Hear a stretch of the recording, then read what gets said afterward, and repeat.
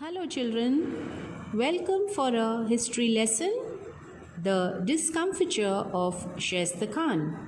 So let's start. Shaistakhan's campaign. In spite of repeated efforts in which he left no stone unturned, Adil Shah of Bijapur could not force Shivaji to surrender. Every Sardar of Bijapur who was sent against Shivaji was defeated. Adil Shah at last gave up the fight, made peace with Shivaji, and gave recognition to his independent kingdom. Shivaji thus had peace for some time on his southern border. In the meanwhile, constant Mughal attacks from the north had particularly ruined Maharashtra. Shivaji therefore turned his attention northwards and carried out raids in the territory of the Mughal Emperor Aurangzeb. This enraged Aurangzeb and he sent Shaistakhan, his uncle, to deal with Shivaji and teach him a lesson. Shaistakhan, with a huge army of 75,000 men and hundreds of elephants, camels, and pieces of cannon, marched on Pune. On the way, he captured the towns of Shirwal, Shivapur, Saswad, and finally the fort of Purandar. The Maratha troops moved very fast on their swift Bhimtadi ponies. They could traverse the hills and valleys in the shortest possible time on army rations consisting of onions and bajra bread. Tired of the continuous harassment by the Maratha troops, he at last raised the siege of Purandar. Now let us talk about Firangoji Narsara. Shaistakhan then continued his march on Pune. First, he captured the fort of Chakan.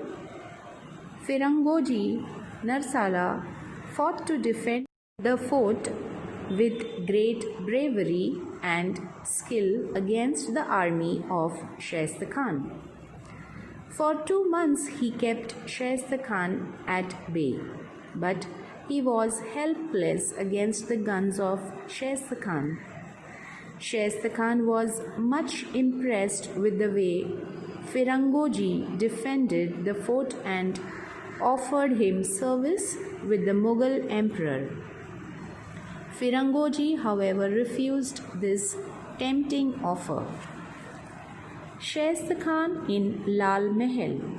Shaistakhan came to Pune and made Lal Mahal Shivaji's residence, his headquarters.